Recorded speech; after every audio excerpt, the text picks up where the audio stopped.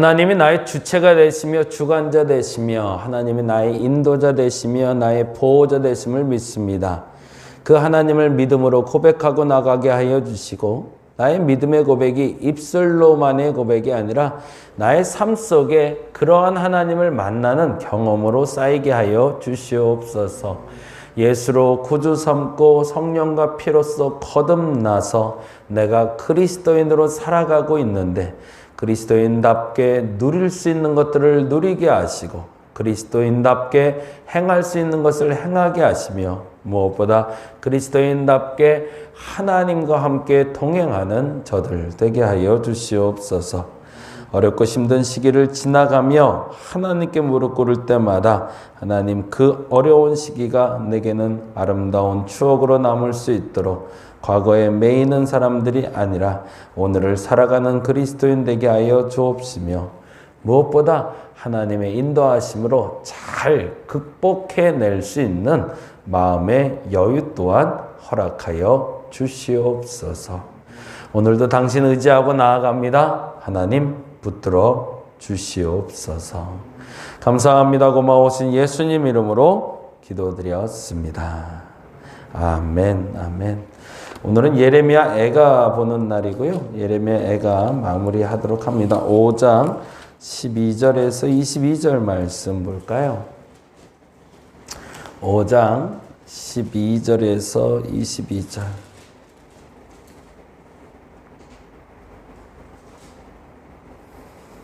같이 한 목소리로 읽도록 합니다. 5장 12에서 22까지입니다. 지도자들은 그들의 손에 매달리고 장로들의 얼굴도 존경을 받지 못하였나이다. 청년들이 맷돌을 치며 아이들이 나무를 지다가 엎드러지오며 노인들은 다시 성문에 앉지 못하며 청년들은 다시 노래하지 못하나이다. 우리의 마음에는 기쁨이 그쳤고 우리의 춤은 변하여 슬픔이 되었사오니 우리의 머리에서는 면류관이 떨어졌사오니 오호라 우리의 범죄 때문이니이다. 이러므로 우리의 마음이 피곤하고 이러므로 우리 눈들이 어두우며 시온산이 황폐하여 여호가 그 안에서 노나이다. 여호와여 주는 영원히 계시오며 주의 보좌는 대대에 이르나이다. 주께서 어찌하여 우리를 영원히 잊으시오며 우리를 이같이 오래 버리시나이까. 여호와여 우리를 주께로 돌이키소서. 그리하시면 우리가 주께로 돌아가겠사오니 우리의 날들을 다시 새롭게 하사 옛적 같게 하옵소서. 주께서 우리를 아주 버리셨사오며 우리에게 진노하심이 참으로 크시니이다. 아멘. 예레미야 애가는 너무 잘 아시는 대로 예레미야를 통해서 지은 애가라고 알려져 있고요. 저자에 대해서 의문은 거의 없는 상태입니다. 예루살렘이 멸망하는 시기에 마지막 시처럼 들려오는 애가인데요. 1장부터 5장까지 간단히 좀 살펴보고 마무리하려고 합니다. 1장은 이렇게 해놓으시면 좋을 것 같아요. 예루살렘의 상태는 이렇게 해놓으시면 좋을 것 같아요. 그래서 1장에 예루살렘이 어떤 상황인지를 한번 여러분이 쭉 읽어보시고 실제적인 이야기부터 시작해서 상상은 아니지만 그 보여지는 모습에 대해서 그려지고 있으니까요. 그 모습을 찾아보시면 되는데 1절에 보니 이렇게 돼 있죠. 1절, 2절만 먼저 읽어보죠. 슬프다 이 성이여 에서 이 성이 예루살렘 성을 얘기합니다. 그렇게 해놓고 가시면 되겠고요. 예루살렘 성이라고 얘기해도 실질적으로는 유다 전체를 말하고 있겠죠. 슬프다 이 성이여 전에는 사람들이 많더니 이제는 어찌 그리 적막하게 앉았는고 전에는 열국 중에 크던 자가 이제는 과부같이 되었고 전에는 열방 중에 공주였던 자가 이제는 강제 노동을 하는 자가 되었도다. 2절에 밤에는 슬피 우니 눈물이 밤에 흐름이여 사랑하던 자들 중에 그에게 위로하는 자가 없고 친구들도 다 배반하여 원수들이 되었도다. 그것이 지금 예루살렘의 상태라는 거죠. 단 한마디로만 정리를 하자면 서로 믿을 수 없는 사회가 됐다는 거죠. 친구는 친구대로, 사랑하는 사람은 사랑하는 사람대로 서로가 신뢰할 수 없는, 믿을 수 없는 사회가 된 게 예루살렘의 마지막 상태입니다. 어찌 보면 우리에게 위기가 닥쳐왔을 때 첫 번째 위기는 그 상황적인 위기라기보단 믿을 수 있는 사람들이 없어지는 상태를 말하겠죠. 어저께 제가 방송 하나를 들은 게 있는데 중독자들 얘기였어요. 마약 중독자, 알코올 중독자, 그리고 도박 중독자. 3명이 나오셔서 그 3분이 중독자였으면 인터뷰를 못했겠죠. 중독자였다 빠져나온 사람 얘기들이에요. 그래서 도박에 왜 빠지게 됐고 어떻게 빠져나왔고 뭐 마약 그리고 알코올 중독 이렇게 얘기하는데 재미난 건 도박 중독자는 그냥 일반 회사원이었는데 마약 중독자는 이제 목사님이 되셨고요. 그리고 알코올 중독자는 신부님이시더라고요. 그래서 그분들이 하는 일은 그러면 이제 눈에 그려지시죠. 그래서 그 신부님은 알코올 중독자들이 재활할 수 있도록 돕는 역할을 하시고요. 마약 중독자였던 목사님은 그 마약을 빠져나올 수 있도록 돕는 역할을 하고 있고 도박 중독자도 역시 그 상담 역할을 하고 있는 걸 봤는데 마약 중독에 빠졌던 목사님이 그 표현을 쓰시더라고요. 마약을 쓰면 마약의 그 강도에 따라서 약품에 따라서 사람을 느슨하게 만드는 게 있고 사람을 좀 활기차게 만드는 게 있대요. 그래서 그 약의 강도하고 내용에 따라 달라지는데 공통적인 게 있다고 그러네요. 마약을 하면 그냥 환각 상태, 몽롱한 상태라만 저는 생각했는데 마약을 하게 되면요 사람 못 믿게 된대요. 그게 참 재밌더라고요. 사람에 대해서 자꾸 의심병이 생긴대요. 저 사람이 나한테 뭔가 해코지 하는 것 같고 저 사람이 뭔가 자꾸 속이는 것 같고 그래서 사람들 간에 불신이 만들어져서 결국에는 뭐 칼부림도 나고 사단이 나는 거라고 얘기를 하더라고요. 어찌 보면 우리에게 악이 들어왔을 때의 모습이 동일하다라고 여겨집니다. 우리에게 악이 들어오면 악은 우리를 직접 공격하는 것이 아니라 우리 주변을 공략해서 우리로 사람을 못 믿게 만드는 거죠. 나는 아무도 못 믿겠어. 누구도 못 믿겠어. 그리고 서로가 경계하며 서로가 적대시하게 만드는 것, 그것이 예루살렘의 마지막 상태였고 악이 침범한 상태라는 겁니다.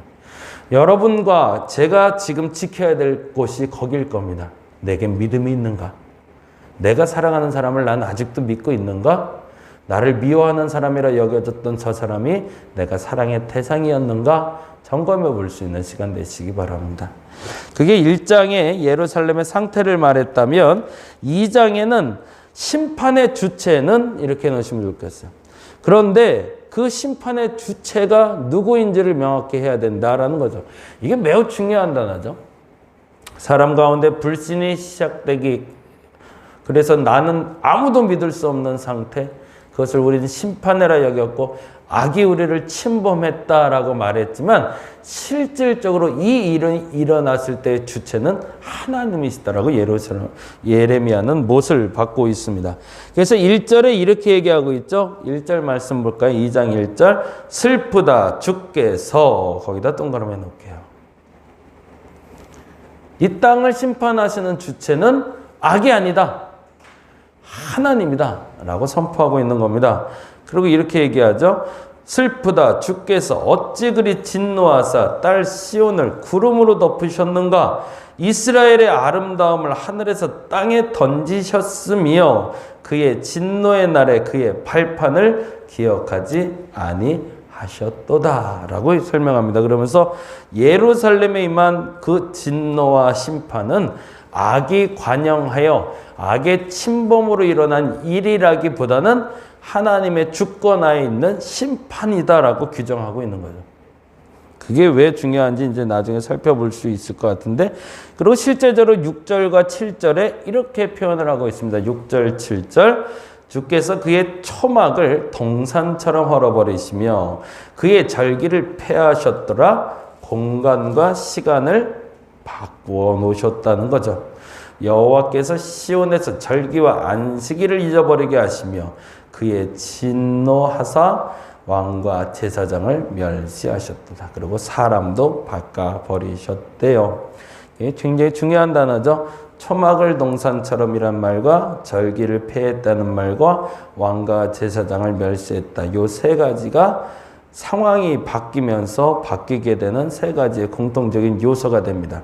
시간, 공간, 사람.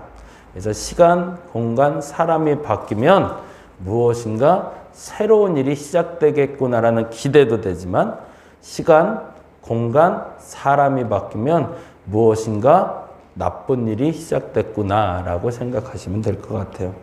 그런데 그 주체가 누구냐? 하나님이다라고 얘기하죠. 그리고 7절에 여호와께서 또 자기 제단을 버리시며 자기 성소를 미워하시며 궁전의 성벽들을 원수의 손에 넘기셨으며 그들이 여호와의 전에서 떠들기를 절기의 날과 같이 하였도다라고 거룩한 것이 거룩하지 않게 되는 것. 그런데 그것의 중심엔 누가 계시다? 하나님이 계시다라고 얘기하고 있습니다. 그게 바로 2장에 대한 설명이라면 그래서 3장에선 예레미야의 요청은 이렇게 놓으시면 좋을 것 같아요. 예레미야의 요청은 3장 예레미야의 요청은 그러니 이 심판, 이 재앙, 이 황폐함을 빠져나갈 수 있는 방법이 뭔가를 대안으로 예레미야는 제시합니다. 그 대안이 26절이죠. 3장 26절 같이 읽어볼까요? 3장 26절 읽겠습니다. 사람이 여호와의 구원을 바라고 잠잠히 기다림이 좋도다라고. 왜? 이 심판의 주체는 하나님이니까.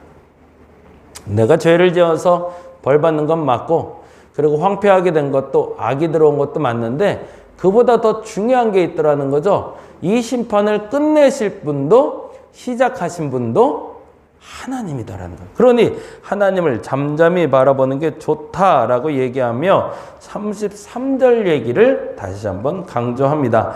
33절 읽어볼까요? 33절입니다. 주께서 인생으로 고생하게 하시며 근심하게 하심이 뭐래요? 본심이 아니래요. 그러니까 하나님이 우리를 심판해서 우리를 나쁘게 만드는 게 하나님의 목적지가 아님을 우리가 알기 때문에 지금 하나님을 우리가 잠잠히 바라봐야 된다는 거죠. 잠잠히 바라본다는 건 뭐죠? 하나님의 뜻이 그대로 마무리되고 시작될 수 있도록 믿고 기다리라는 거죠. 그래야 끝나는 일이고 그래야 제대로 시작될 수 있으니. 근데 이유가 있다는 거죠. 하나님은 우리를 고생시키는 게 목적이거나 근심하게 하는 게 목적이 아님을 나는 믿기 때문에. 그래서 이 고난을 빠져나갈 수 있을 것이다 라는 믿음을 가지라는 얘기입니다. 그리고 4장에선 실제적으로 예루살렘이 당하는 고난에 대해서 이야기하는데 그 고난을 얘기할 때 우리가 너무 잘 아는 단어들이 몇 개가 나와요. 4장 보시면 예루살렘의 고난은 구체적인 고난을 이렇게 표현합니다. 4장 3절 볼까요? 들깨들도 젖을 주어 그들의 새끼를 먹이나 딸 내 백성은 잔인하여 마치 광야의 타조 같도다. 이건 무슨 표현일까요? 들깨들도 자식들을 돌보지만 이스라엘 백성들은 자식을 돌보지 않는다는 얘기입니다. 그럼 어떻게 하냐는 얘기죠. 10절에 이렇게 되어 있네요. 읽어볼까요? 딸 내 백성이 멸망할 때 자비로운 부녀들이 자기들의 손으로 자기들의 자녀를 삶아 먹었도다.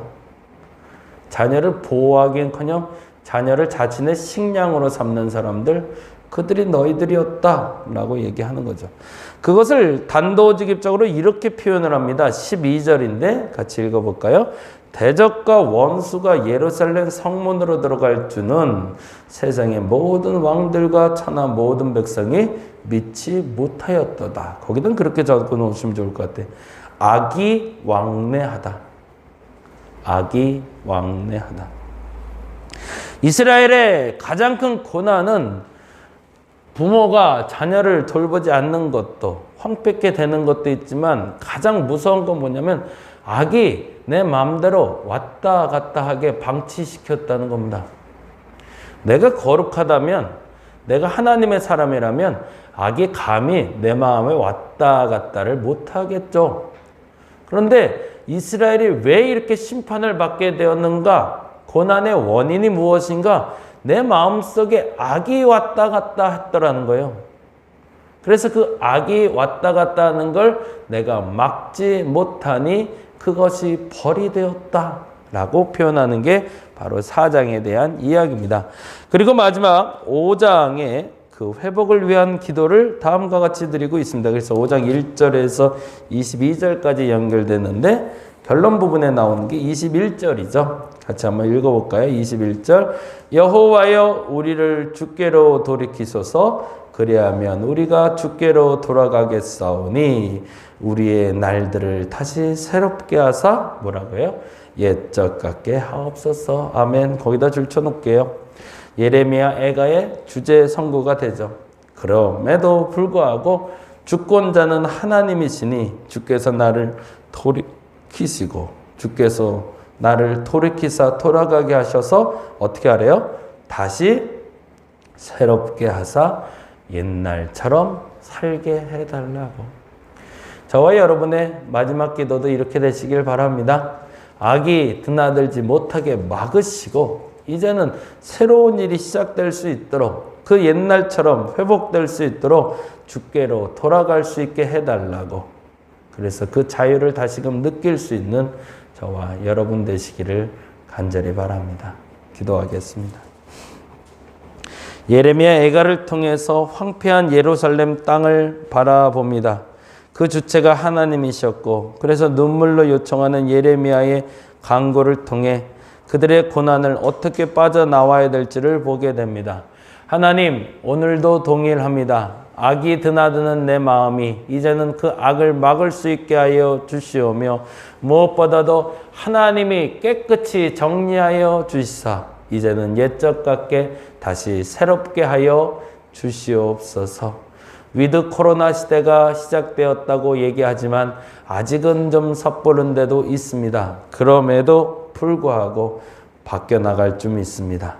옛적같이 다시금 회복되게 하여 주시오며 옛날처럼 다시금 우리가 하나님 앞에 예배하고 찬양하며 회복의 영광을 돌리는 저들 되게 하여 주시옵소서.